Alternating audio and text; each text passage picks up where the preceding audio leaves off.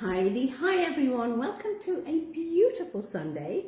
The weather is amazing, spring is arriving, and it means that you can get out for some beautiful walks and just appreciate Mother Nature. I love going out. Yes, I am a tree hugger. I love trees so much. Andy's looking at me as though I'm absolutely crazy, but never mind. So today we're going to be making some beautiful sweet corn fritters with a guacamole cream and an avocado cream and a chili jam. It's a cookidoo recipe and it's a beautiful recipe. It is actually all gluten-free, and these can actually be served as a lovely canapé on a big platter. And it's going to be just beautiful if you have guests that are gluten-free. But if you're not gluten-free, gosh, these taste really nice. And what I love about this particular recipe is there's three key components to it. You've got the lovely sweet corn fritters, and who doesn't love a sweet corn fritter? You've got the jam, the chili jam, and you've also got that beautiful avocado cream. And you can definitely use these in all sorts of different ways, individually, or just as general toppings. So while we're waiting, I know there's a few people cooking along with me today, which is awesome. Why not do that? Because it means at the end of the cook, you've got something yummy to eat as well as me. So my name's Collette Mitrega, just in case you don't know, or it's your first time on, so welcome. I'm a Thermomix consultant here in Australia with way over 1,000 customers, way over 1,000 customers. And they are all over Australia, Perth being my #1 customer base at the moment, but Melbourne, Perth are pretty close. So no matter where you are in Australia, if you are curious about the TM7 and you want to learn more, please reach out. I'd love to show you it on Zoom and then invite you into my community and basically enjoy the journey with you. So at the moment, TM7s are arriving in Australia around about October time if you're ordering now, and the price is $2,649, and we have lots of payment plans available. So please reach out. Hopefully everyone's ready to cook that is cooking with me, so let's get started. Now with this recipe here, the very first part of the recipe is making the chili jam, and it's a really base chili jam. It's very tasty and yummy. So I went ahead this morning and just made a half quantity. Now because it's just Andrew and I at home and we always have excess food in the house, I typically make half a quantity, and you'll see me do this, and I'll just half whatever the instructions are. I'll keep the cook time, processing time as per normal in most cases. But with this and with jams and chutneys, you just want to be a little bit careful. So the cook time on this one was 30 minutes, but I actually pulled it away probably about 22 minutes. It was ready and done at that time because I was doing the half portion. And basically what that meant is that there was less moisture to evaporate, and had I left it for the full 30 minutes, it would have stuck to the bottom. So just be aware of that. And how cool is it now with your phone when you're cooking on cookidoo? I was in my study just doing a post this morning, and I could keep track of what was happening on my phone with the recipe. So when it came to a particular time, I could come up, and of course one of the great things with the TM7, you can just whip that lid off and have a quick peek and see where you're at, see if you need another minute or two. And that enabled me to do that. So always just take care when you're halving those recipes. So how spicy is that jam? It is very spicy. So if you don't like the chili, pull back on the chili. It's a really simple, basic chili jam, and literally it will take you about 3 minutes to put it on, and then Thermi does the rest. So as soon as I got up this morning, I just whizzed that on, and then I carried on doing what I needed to do. So is there fruit in there? Capsicum. So it's capsicums and chili and sugar and apple cider vinegar, the basics. It's very tasty, very yum, and just to show you, if you're interested, the consistency, very jammy. Okay, so nice and thick and jammy. That's what it's like. So really good. Now with my, well, actually talking about these, chili jam is something I will always have in my pantry. I love it. We love it. You can add it to your stir fries. You can add it to cheese boards. It's just a beautiful thing. And I'm a bit biased here, but if you head over to my blog, there is an amazing chili jam recipe, and I highly recommend it. If you've made it already, pop what you think of it in the comments. From what I hear, people absolutely love it as well. It's beautiful on brie. Oh, Brie and that's light crispy biscuit and the chili jam just so complements it. It does. It's so nice, and it's always in our fridge. When I finish a bottle or a jar, I will then make another batch. Really, really good. So I've gone ahead and I have made that jam, popped it in the fridge, so it's been in there all morning. And so what I'm going to do is I'm going to move down and I'm going to head to the part where we're going to make the avocado cream. So on my TM7, what I'm going to do, the 3 little dots here, so this is step 8 I'm at, this is where I want to start, 3 little dots, I'm working backwards here, and I'm going to set that as the current setup. So is there chilies in your jam? There's chili flakes. So It's a really quick, easy. So Dorothy asked, could you use fresh chilies? You could do all sorts, but Dorothy, go to my chili recipe. It's awesome. I'm just going to move this down a little bit. Oh, Olga says your chili jam is the absolute best. Oh, it's so good, so good. All right, and it's definitely at Christmas time. If you're one of my customers in my lounge, we just go mad on Christmas. And we start, actually next month, we start making the chutneys and pickles and stuff like that. And chili jam is definitely going to be in there. We learn about how to pop them into jars so they're ready at Christmas time to pop in those hampers. I love it. All right, so here we go. Starting off now, telling me to take the lid off. Thank you, Thermi. It's just great how it tells you everything. So into here, we're putting some avocado flesh. And this has been out for just a little while, and what I've put on top of this is just some go-between. I find this in Coles, I can't get it in Woolies, but you'll notice this is not brown. So by putting it right on top and pressing down, there's no air that's got to my avocado to oxidize it. So a little tip. And while we're on tips, labeling. So yes, I have a fancy label maker that looks just amazing, but I've got to get it out and then I've got to type it in, and it's just a little bit more timely, even though it looks good. So what I now do, this is my little hack. I have this washi tape. Do you remember washi tape, Andy? Yeah, they're used in craft stores. Yeah, so you can buy about 6 different colours of this in Kmart. Go for the plain ones. It tears off super duper easy, and then you can just get your marker and write on what you want with the date, and then just stick it on. And the great news is it comes off so easily when you're ready to wash out that jar. And I always keep this in my drawer, so it's ready to rock and roll. Okay, let's crack on. So into the bowl, so I'm doing half an avocado, which I've got here, so that's now going to go in. There's my spatula. Okay, so half an avocado, beautiful. And then we'll go clipping that off. Sour cream, so we've got some sour cream going in, 25 grams.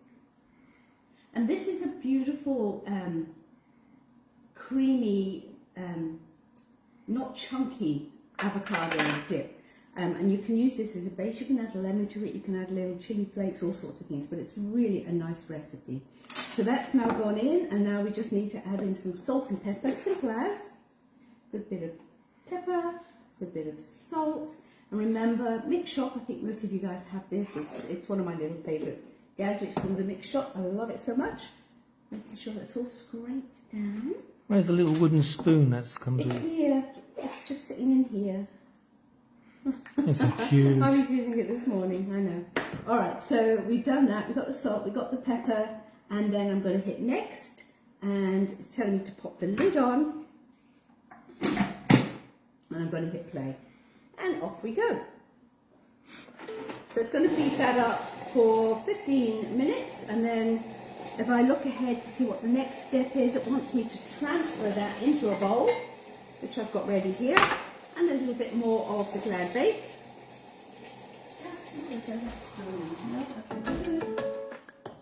All right, thank you. What's in the oven? I've just got some tomatoes cooking in the oven. So I've just blistering away in the oven to go with this. So if people are cooking along, they need to put that in earlier? They don't need it, it's just a garnish. Okay. All right, so I pureed that, heading next. And yeah, let's have a look at this and transfer this to the little bowl here. Yum. Okay, so just getting all this out. Love the spatula, it's so cool. Collette loves her fried tomatoes. If we ever have a traditional English breakfast, it's not that often these days because it's a bit heavy duty, but Collette will love some fried tomatoes with those. Okay, so just scooping that all in. Now, of course, once you've finished, you would put your bowl onto pre-wash. But I'm going to go and just give this a quick rinse. So that's what we've got. Why not use the other bowl? It is delicious. I'm going to use that in a minute, Andrew. Okay, Collette. Alright, so I'm just going to pop that on top so it keeps nice and fresh. Pop that to one side. Have a chat. Give them a joke, Andy. I'll be back in just a minute. I've got no jokes. I've got no jokes.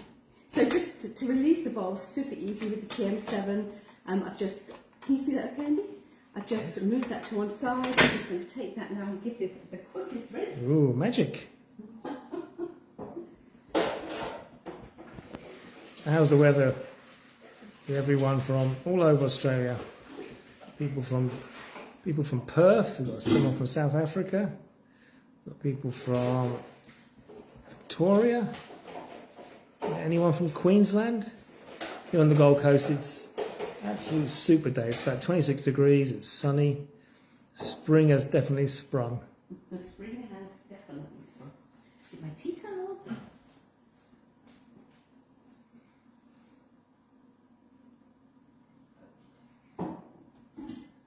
No questions, Andrew? No. This is my weather forecast. Raining in Hobart, sunny in Perth, showery in Tassie, cold in Melbourne. New Zealand's been mentioned, but nothing about the weather. Wet in Victoria. Oh, blimey, okay, so it looks as though Queensland's got the best of it at the moment. Yay, go Queensland. I had a funny story about the soccer match, Andrew. What? We went out on, what night was it, the match you were watching? Sunday night. Oh, last Sunday, watching Broncos against Raiders. Well, I better tell it because we were late for the restaurant, and of course it went into extra time. Then it went into Golden Point, and then the Raiders scored a try. I thought, oh, that's it, all over Red Rover. So we turned the TV off, went to the restaurant, and it wasn't until we got back that I found out that the Broncos won the game. So funny. He was like, oh, how did that happen? Anyhow, I've got some chives and some parsley from the garden. Hopefully you're all growing your own herbs. Even if you live in an apartment, it's easy to grow herbs and they're so expensive to buy. So chives and parsley have gone in. Beautiful. Heading next. And now we want to just chop all those down. So we've got Betty saying, hi, Collette and Andrew from Victoria. So there's another Collette and Andrew in Victoria. That's good. There's a few Collettes, actually. No, I'm just joking. I think that's... Oh. She's saying she's from Victoria, but hi, Andrew and Collette. Oh, Andrew. Okay, all right. So it looks as though Queensland's getting the best of the weather today. Okay, so basically all I did there is I chopped up the chives and the parsley. We all know how wonderfully that's all chopped up. Perfect. Little pieces, just what we want. And now we're going to add the rest of the ingredients. Now, in this recipe, we're actually using chickpea flour or besan flour, which is also known as. And people will think, can I just change that for plain flour rather than having to buy it? You just want to be a little bit careful because flour made out of wheat, of course, you know, you've got your gluten in there and that's going to suck up more liquid than something like this. So if you're doing things like these fritters, not so much of an issue, but you'd use less. But if you're doing baking and cakes, it's not a one-for-one kind of swap, and it's not something that I'd recommend. But I love chickpea flour, and in fact in my newsletter that went out, it should be in inboxes if you subscribed, I linked you to my recipe for onion bhajis, which we just love onion bhajis. Yeah, seriously, people come around and I put those out. They are gone just like that. So delicious. And of course that uses this as well. That's a lovely nutty flavour, and that's what makes these fritters really quite nice. So in goes the flour. So clicking that off, and then I've got some corn flour going in. If you want to make these gluten-free, just make sure you're buying the gluten-free corn flour, and also the baking powder. You missed one out. What have I missed out? Tick is a box that you haven't ticked. Oh, okay. I've done the corn flour, done the baking powder, and some paprika. I tend to put a little bit more paprika in. So if you don't tick a box and you can continue with it, will it tell you to go back? And no, it won't. Okay. But you can visually see exactly. I suppose that allows you not to add certain ingredients. Yeah. So salt. Remember, always be generous with your seasoning, guys. And either black or white pepper, depending on what you prefer. All right, so I am going to go to next. Okay, and it's just going to now mix these together, but I do want to scrape down those herbs.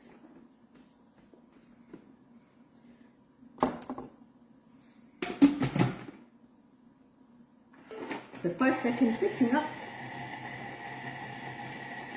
and that's making sure that the baking powder and that is all dispersed evenly in amongst that flour, which is what we want. Okay, so now what we're going to do is we're going to add in an egg yolk. So there you can go. You can see how lovely that's all mixed up, and that was 5 seconds, easy.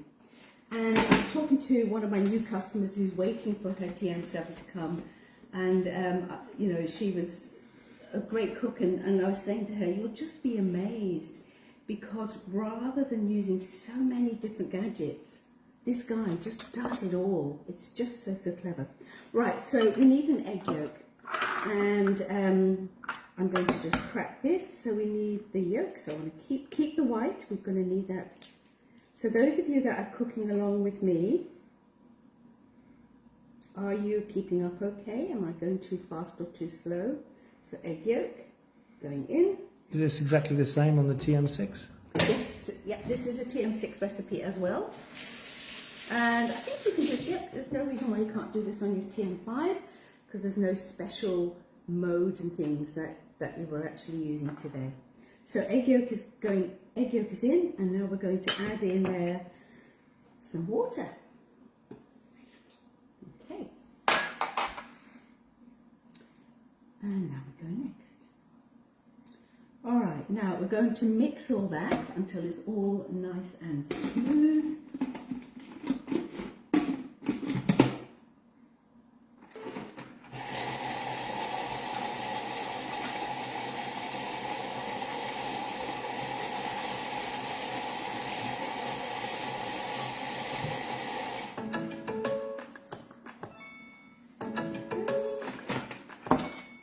Hitting next.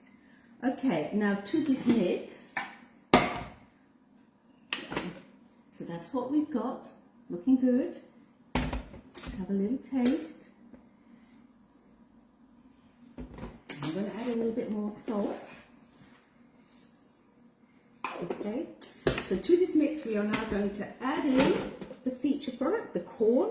So this is a drained corn, and you want basically a 400 gram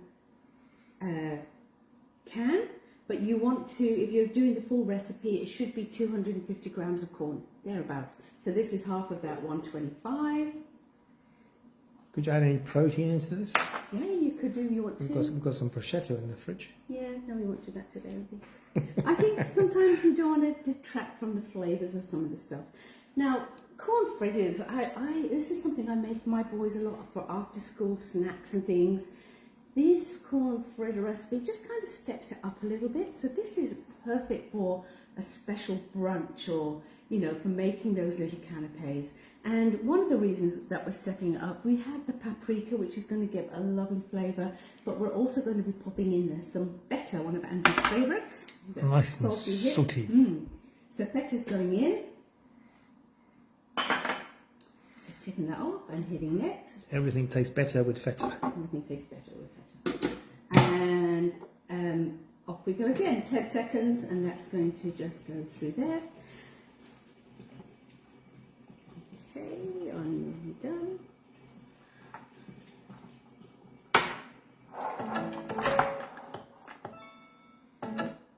All right, so now we're going to transfer this into a bowl. Now, can you see there, my feta chunks are too big, and it's my fault, not Thermomix fault, and that's because I didn't cut them really small enough. So I'm going to go back in, and I'm going to repeat that last step. So back in here, so I'm going to go back, and this step here, 3 dots, I'm going to make that my current step. And this time, I just want to go a little bit harder because they're big chunks of feta. So I'm going to go into the timing instructions, and I'm going to increase the speed up to about speed 3.5. And then I'm going to hit go.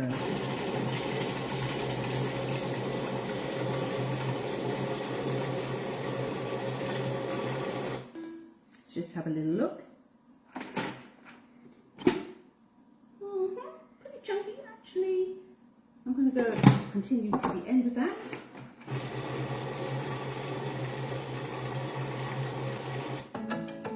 Okay, perfection. All right, so now I'm happy with that.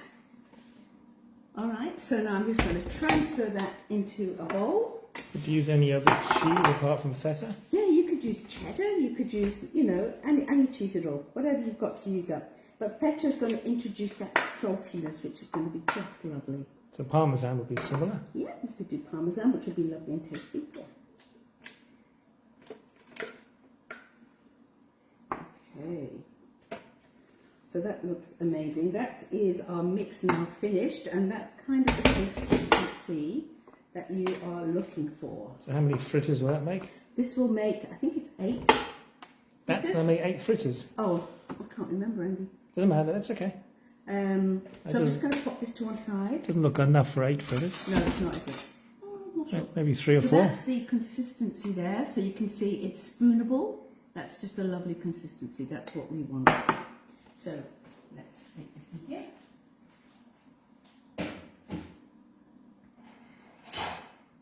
And grab my other bowl. Now, I do want to just give that a quick taste. Tastes really nice. Yeah, that's great. All right, so I'm transferring that and setting it to that one side. Hitting next. The bowl is nice and clean. Now, because we are not using flour, the mix is going to be a little bit, what's the word? Thicker, tougher, not as light, that's probably the word I'm looking for, as you would do with using flour. So in this recipe, the next stage is we're going to whip up that egg white that we had left over, and we're going to incorporate it into that mix to really make it airy and light. So that's the next stage here. So I've cleaned the bowl, insert the butterfly whisk. So you're going to make that into like a meringue? Yeah, just whipping up the eggs without the sugar or anything. So remember... No, I mean, okay, but then do you fold that into the mix? Yes. Yeah. Okay. So it's going to make it really nice and light. So, I mean, look at this, guys. You know, those of you that have got the TM7, you're telling me the thing you love the most is this screen. It's like an iPad. And there are so many recipes. If you're making... I had a customer that phoned me up. She was making the roti canai. And she was just amazed because there's videos step by step, because it's quite a technical thing, and it showed her how to do them, and she was thrilled with how they came out. So you can go ahead, play your video, and while you're there, look how messy my TM7's got. There's flour, there's bits of egg, there's water. It doesn't matter. It's been designed for a kitchen. All right, so we can see that. It shows you exactly how to put that in. Simple as. Okay. All right, so hitting next, the egg white's now going to go in. So remember, if ever you're whipping up egg whites, try and get them at room temperature. You're going to get a better result. Now, I'm only whipping one. And I've got the new whisking from the TM7, which has got an extra prong on it, which is really nice. And off we go. So it's going to go for a minute. And I'm just going to have a quick clean up. No questions, Andrew? No. No. I was just watching Rick Stein about an hour ago, and he's making goat's cheese double baked souffle. And it was interesting to listen to him with the egg whites, how it allows the mixture to be aerated, and which makes it rise and makes it not deflate as quick as if you didn't have the egg whites. But he was saying that you've got to have the egg white just right, just so the peaks stay there. Otherwise, it defeats using them. And his goat's cheese souffle looks superb. It did look really good. Now, at this stage, you would not even know the Thermomix is going. The way that we tell is because we're looking at the countdown, so I know it is going, but it's so quiet. You know, you open that lid up and you just think, is this going to be okay? So that's what I'm after. Look at that. And whisk's coming out. And then what I want to do now is I'm just going to fold, let's just put that over to there, this in. And it's just simply going to loosen up that mixture and just aerate it a little more, which is going to give us a much nicer sweet corn. I'm just going to put my little hob on here.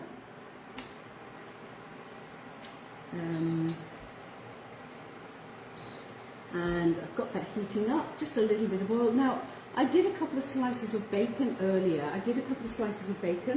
And I fried them in my pan, and I still got a little bit of bacon fat. I'm not getting rid of that. That's going to add flavour when we actually fry off these fritters.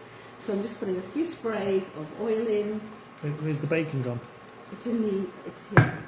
Oh, so you are going to add some bacon to it? On the side, just on the side. Okay. Okay, so just now, basically folding in. So you don't want to mix, you just want to just nice and gently just fold that into the mixture. It's looking good. And already I can feel that mixture is so much lighter. Okay.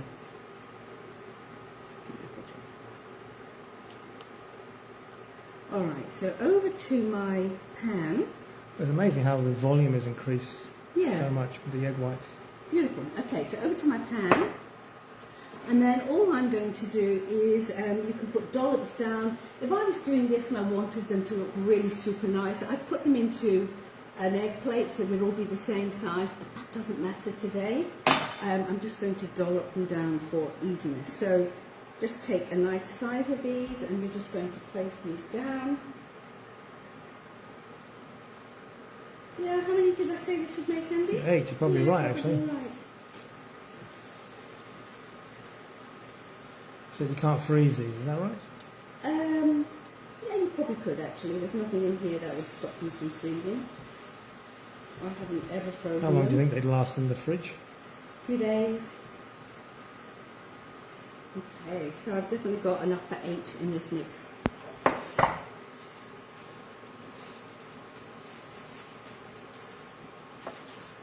So I'm just going to make these 8, and then while that's happening, they take about 2 to 3 minutes on each side. Now I'm still not very good with my little hob. I should really, is it too hot? No, maybe that's okay, 1000, I think that'll be okay. I'll keep going and see how that ends up. Now with the chili jam, you can just dollop this on one of these, or what you can do, which is what I quite like to do, is I'm going to take some of that jam and pop it into a, so I'm only doing enough for one here, so that's okay. Is there anyone cooking along here today? Okay, they need cooking. So big. Oh, come on, making a mess. Give me a bit. I need more oil. That's not oil. Thank you, honey.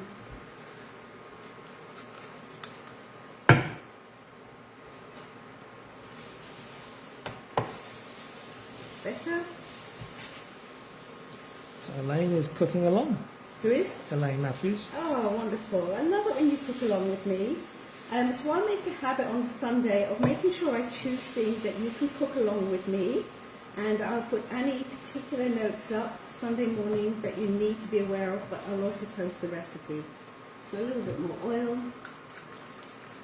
Okay, and then just get these all nice and crispy.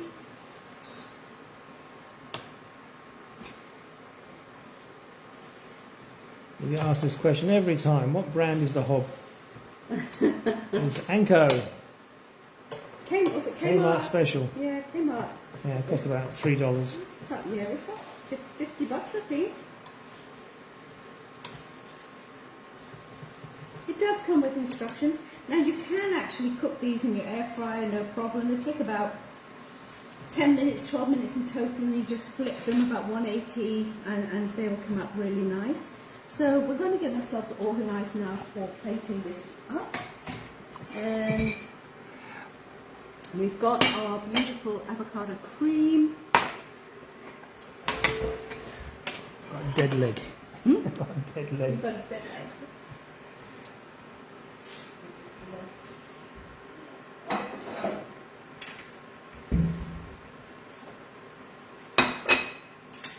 So just gently kind of press them down, and that will make sure they're all done nicely. Okay, these are definitely done very nicely. Perfection. Not that one. Not quite yet. They're much nicer when I use the plating ring. Should I use the plating ring? But never mind.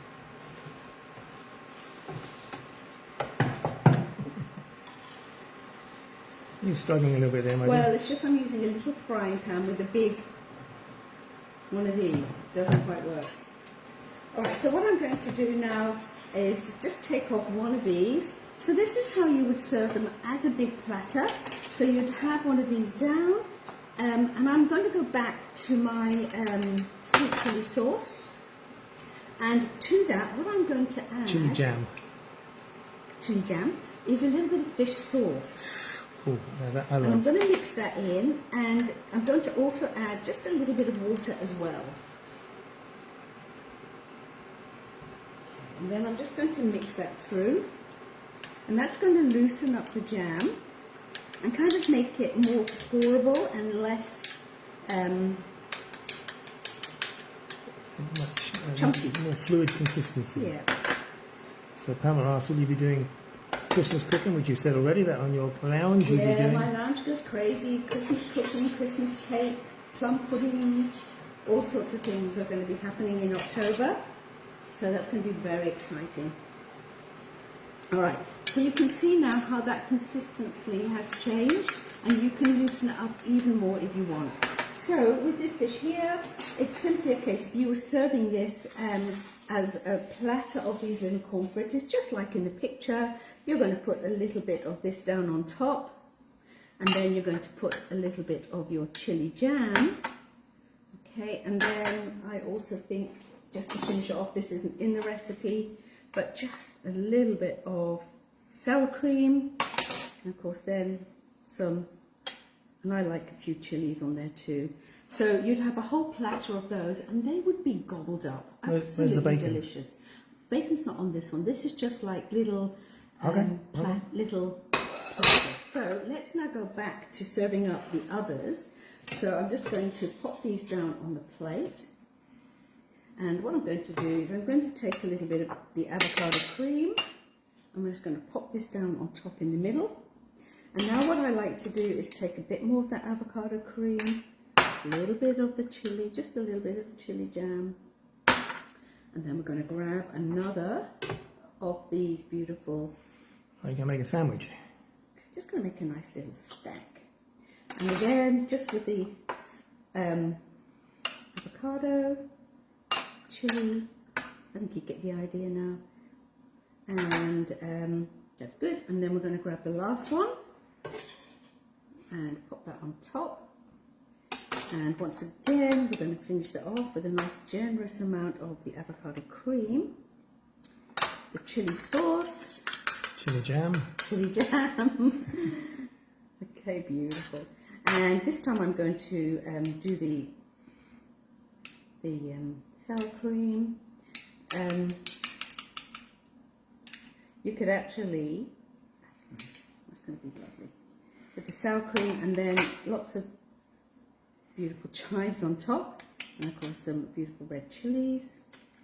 And then just to finish this off, because it is a lovely brunch, what I'd like to do is just use thermoservice, guys, host rewards. So if you want to host a demo, a virtual demo, I would love to show you the Thermomix for you and some friends, and this is one of the host rewards. If someone you know does get a Thermomix, you end up getting this for free, and they are beautiful, I have to say. But I've just got a couple of bits of bacon. Now you're talking. Bacon in there, and then the last thing to finish this off, which I can smell as being probably cooked a bit too long, is,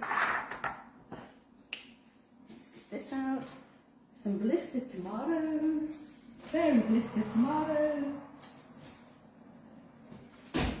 So normally you just leave these, so all they are is tomatoes that I put in a bowl with some olive oil, garlic and salt and pepper. It looks like they've been cremated. I know, because they're way too long, about 20 minutes too long.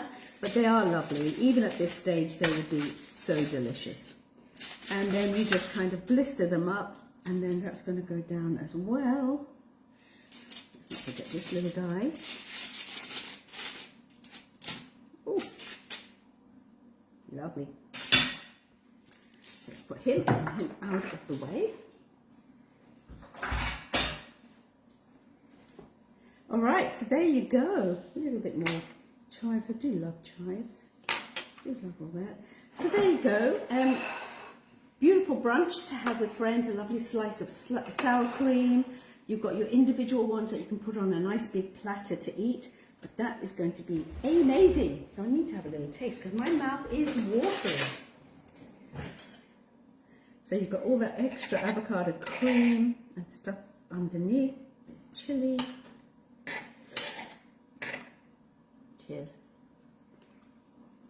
Who's cooking along? Who's tasting? Aren't these amazing? Oh my goodness. Really, really very good. Andy, do you want a little bit? Bit of bacon on there? You having some? Not, you've just eaten, haven't you? I'll have this too. Elaine says she's eating one right now.